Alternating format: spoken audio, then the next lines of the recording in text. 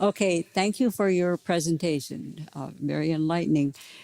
On page 4, you say, second full paragraph at the top, the God ordained rights and responsibilities incumbent, blah, blah, blah. Okay, I'm coming at this question from all the yelling and screaming we hear about, I have a right to this, I have a right to free health, I have a right to free condoms, I have a right to free birth control, I have a right. What rights has God given the Christian? Or give me some examples of what rights God has given the Christian. I'm still trying to figure out where the Declaration came up. The Declaration of Independence came up with this phrase, God-given and inalienable rights to life, liberty, and the pursuit of happiness. Okay. Yeah, thank you. That's a great question, and one that needs to be asked and answered often, I think. So first of all, I would just underscore the fact that I put rights and responsibilities is deliberate. That responsibilities always come with inherent rights. And rights are always given by God in order to fulfill responsibilities. They always come as a matched pair. So one of the problems of our way of thinking, and I don't know how far back this goes, but I can just say from my lifetime of 50 years, is there is a tendency in America to think about rights in isolation from responsibilities. So we're always talking about, I got to have my rights, got to have my rights, got to have my rights, but nobody's pairing them with the underlying responsibilities. And so when the Declaration of Independence says something like we have the unalienable right to life, for instance, the theology that underlies that is really this, that God has given you the responsibility to live according to his institution. And it is with that responsibility then that the government must recognize your right to do so. Again, every person who is created in the image of God, which of course is all of us, right? We have the inherent responsibility to worship our Creator. And it is from that inherent responsibility that the government must exercise the unalienable right to do so. First Amendment. Does that help some? Okay. This is a line of thinking that I could give you some resources to read on, but it's something where it's going to take a lot of time and thought to kind of regain stuff that we have forgotten. Yeah, I understand why you would want to say that, and I think that's valid. And I'm trying to address the same problem in a different way by keeping them yoked together. Yes, sir. Pastor Marcus McKay from Peace Lutheran Hastings. Oh, that mic. Okay. Both. Both of them. Oh, okay. Faithful confession, and appreciate your emphasis on biblical headship and order of creation. Question regards to the role of the Christian father in the church. Wondering if you could comment on that. Obviously, one of the challenges, we've become very individualistic in terms of individual rights, whether it's in the voters' assembly, which has led to a lot of confusion in terms of, Missouri Synod originally was households. The fathers spoke for the households. So if you could comment on that and then maybe offer suggestion on the way forward from here. No. I can validate what you're saying, but you've probably done a lot more thinking on how to go forward with it than I have. To recognize that the household is the basic building block of society and not the individual. That is a huge distinction right there. The world that has devolved over the last 100 years or so, and I'm probably being too harsh to lay it all at the feet of communism, but communism kind of captures it, is is this idea of breaking up the household and making the individual the basic building block of human society. That's wrong. And we need to reclaim the household as the basic building block of human society and not the individual. And along with reclaiming the household, of course, is going to be reclaiming the role of father and mother and children in the household, and why we had male suffrage in the first place, recognizing the integrity of the household rather than the individual. I think that's all goes together, and it's going to be a lot of untangling of a lot of knots. So one issue that I see with cooperatio in externis, in communicatio in sacris, is that our externis is their sacris, and they don't have a sacris like our sacris. What I mean by that is, what we consider works of mercy, that's what they consider to be holy and sacred.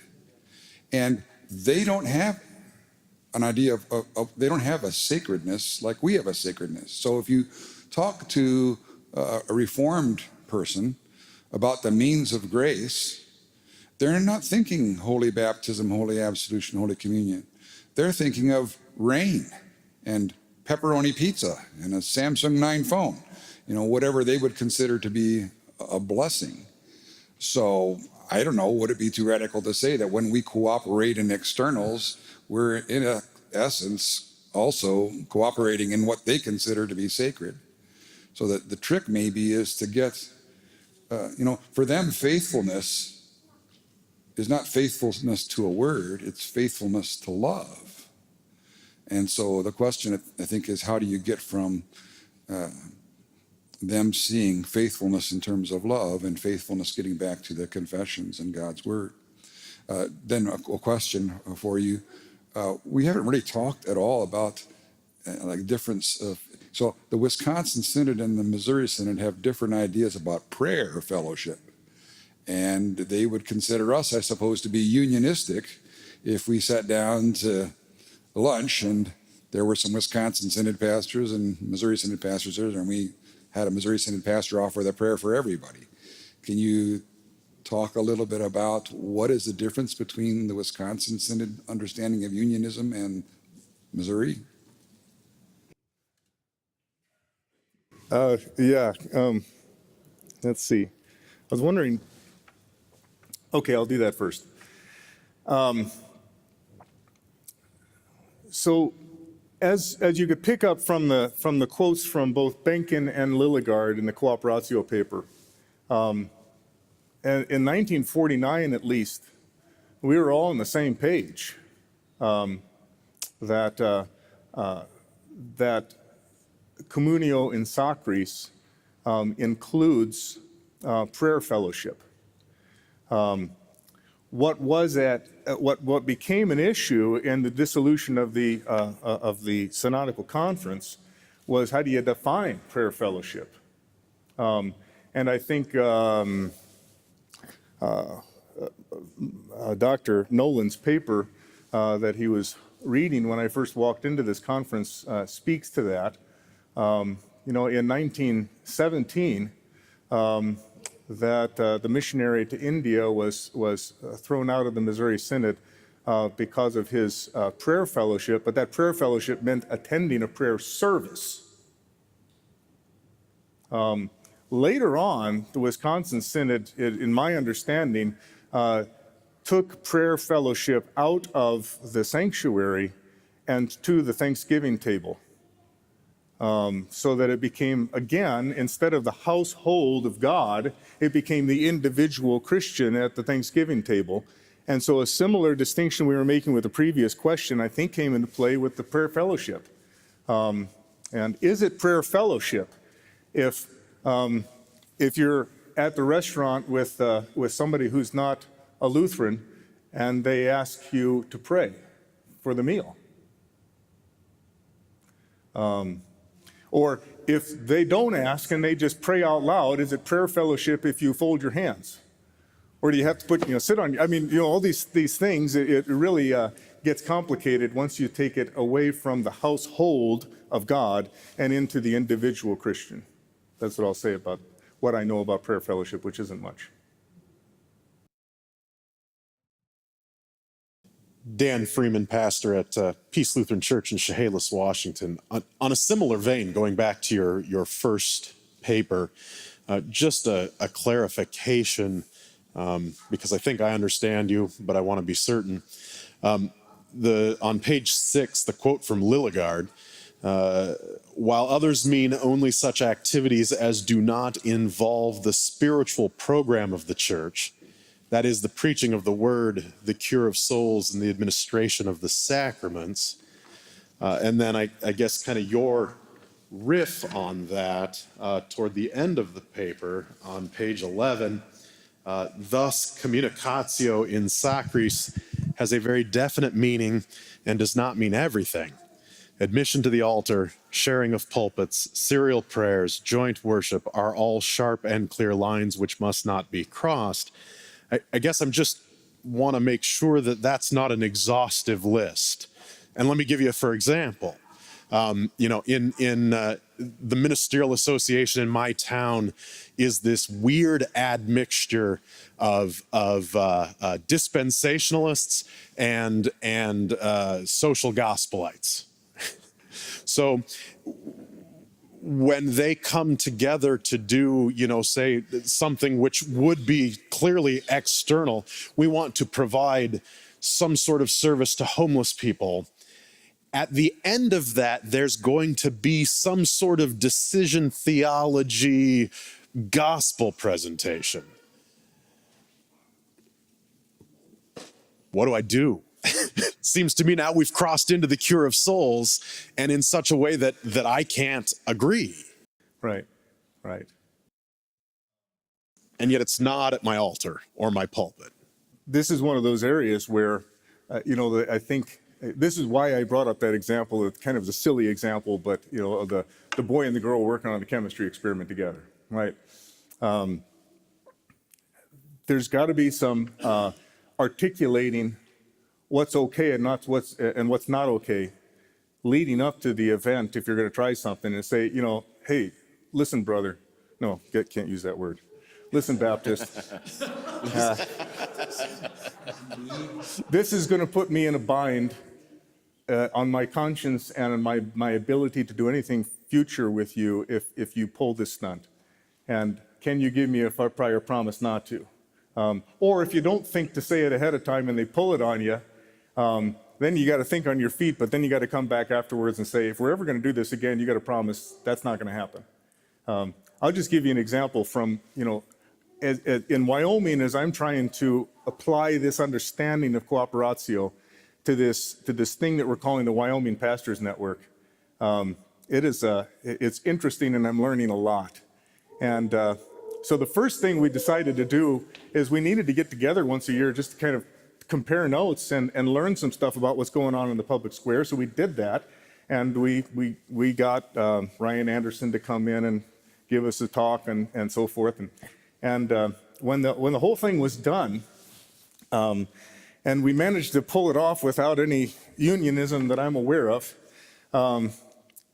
one of the attenders, who was a Southern Baptist type, wrote this angry screed and has never attended since. And he said, "You guys, how dare you spend an entire 2 days together and not have an altar call?" You're damned if you're doing it, So communication, it's like herding cats, but I think it's worth trying. Tim Rosso, Lutherans in Africa. Just wanted to say that again. Free advertising. It'll cost you 100. Oh, another 100? All right. So I have two questions. The first one is kind of abstract and vague. It's an excellent paper and made me think a lot and change a lot of opinions, especially all of the do's and don'ts that you have. So we're on the vocation paper? Yes, Okay. Thank you. I just I don't want us to miss the point of the two kingdoms. And I think you could have written the paper without even mentioning the two kingdoms and just do it on vocation. Because I think your use of the two kingdoms is kind of a caricature of how we use them wrongly. I mean, the distinction of the two kingdoms is to distinguish God's work of law and his work of grace. And by law, I mean curb, the public use of the law. So I just would like your thoughts on that. And then secondly, I think it is overstepping and a misuse of the church's resources when a denomination like the LCMS has an ombudsman or a office in Washington, D.C., whatever we call that. And I'd be interested in your thoughts on that. Okay. With regard to the two kingdoms, first of all, I can see your point. That was the smallest of the three parts of the paper. The reason for the inclusion of that kind of brief biblical outlaying of the two kingdoms for the first 6 chapters of Genesis is because I do perceive that ever since 1947 and the illegitimate inclusion of separation of church and state into our public discourse, Lutherans, a lot of us, including me, have swallowed hook, line, and sinker the separation of church and state, and then somehow assumed that that was a faithful articulation of the doctrine of the two kingdoms.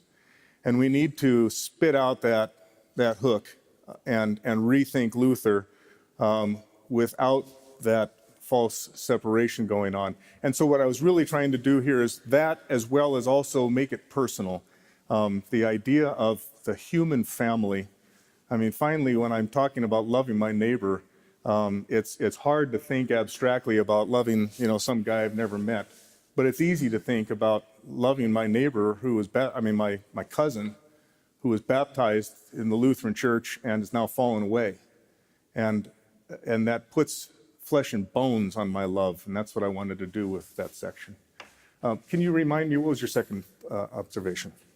So I think it's a total misuse of money and a false mixing of the kingdoms for a church body, particularly our own church body, to have an ombudsman that we pay in Washington, D.C., or a political office. I haven't followed it that much. I just know it's one time it's this, one time it's that. So, but there seems to be something we're doing there, and I just want your opinion on that. Okay. Yeah. So we've actually had two things, and one of them, I can't remember the name of the man who served as the ombudsman back 10, 12 years ago. Pastor Nolan, I thought you mentioned his name. Adams, yes. Thank you. And so that office was folded down, and then after about a decade or so, then just recently an endowment was set up to fund the Lutheran Center for Religious Liberty, and then an executive director was selected, and that is Greg Seltz, is now the executive director of the Center for Religious Liberty. And I don't think that is a total waste of church resources. I frankly don't. And the reason I don't is, first of all,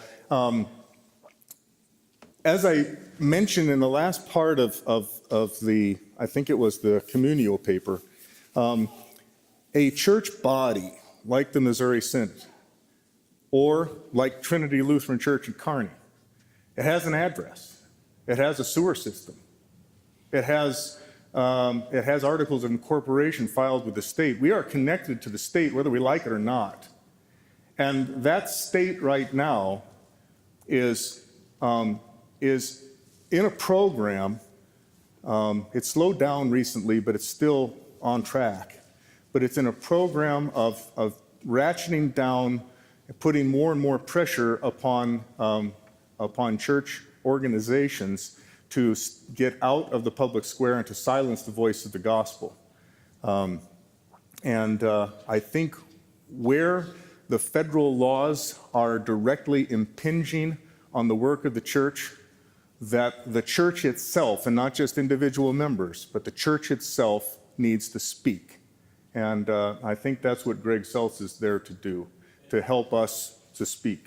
I think that's the confusion of the two kingdoms, because I think Luther would stand with Scripture and say the church has no authority and no power to speak that way. I would challenge you, I'm not going to argue with you, but I would simply challenge you to read Herman Sasse, the first volume of The Lonely Way. There's an excellent and long article on the relationship between church authority and state authority that does not hold that view. Yes, sir. Greg Steller, way member of Good Shepherd in Lincoln. On this afternoon's paper, page 9, your summary paragraph, there's just a couple of things I had questions about. You say, it is faithless to trust in politicians. And I understand the difference in grammar there. There's a difference between saying trust politicians or say trust in politicians. And I know that ultimately we put our trust in God, but that seems disingenuous to say that it's faithless to trust in politicians or trust politicians either way. Why is it faithless to trust in politicians? Yes. Because we trust in God and in God alone. And it is true that God works through it's the same way that when I receive my daily bread through the hand of my father and mother as a child, or through the hand of my employer as an adult, spiritually I'm recognizing that didn't come from them, it came from God through them. And that's the distinction that's trying to uphold there. All right. Secondly, then at the end of the paragraph, you say that it's not an option to the Christian to despise God's gift in the government. Just wonder, what about the citizens in a third world dictatorship? And what is their responsibility or not in that situation? Well, I think we'd first of all have to learn a lot more about the exact vocation that they have. So separated from me, I don't know. Keep in mind that the backbone of this whole thing was not too far off from that when St. Paul in Romans 13 is admonishing the Christians in Rome to obey Nero, and not just for wrath's sake, but for conscience sake. And I think that same thing would be applied to the worst governments today. Reverend Bruce Lay, Pastor Emeritus, Albany, Oregon. In regard, on that same page, you recommend that we get involved in the local political situations. I come from a state that is not only probably the most friendly towards abortion of any state in the Union. We have no restrictions. And also we have been euthanizing our elderly for a dozen years or more. We have two candidates standing up for governor on the major parties, one of which is clearly totally pro-abortion in every respect. The other of which is certainly pro-abortion, but limiting it to a bit of some restrictions he would support, if you will. But mostly the reality is we're faced in Oregon now with a vote against these two parties. And I guess I'm asking as a pastor or as a citizen first, how is it you would recommend that we as voters would proceed? And then as for active pastors, how might they address this issue in their congregations, if you're from the state of Oregon? So you're specifically asking me to recommend which governor to vote for? Yeah, I think he is. Is that what? I'm just joking, kind of, but can you give me I mean, I recognize, so we've got a problem, and we've got a problem in Wyoming right now too, where the people that won the primaries, I'm holding my nose, and I'm not sure if I'm going to vote for either of them. But beyond saying that, if you're to be involved in local politics, always keep in mind that the root of politics is polis, city. Okay. And it doesn't preclude you from getting involved in the state level, but I'm just saying that to begin, if we want to talk about Christians in the public square, the first thing to begin with is simply walking out your front door, across the street, and shaking hands with a neighbor that you'd never met. That's politics. And so when I'm talking about getting involved in politics at a local level, the first thing I would say is let's just start showing up to public meetings and talking about this issue. Understand. And sometimes I get people who are, we're in a fairly red state. If you know Wyoming, it's a fairly red state. But still there's some blue voters there, and I have some blue members.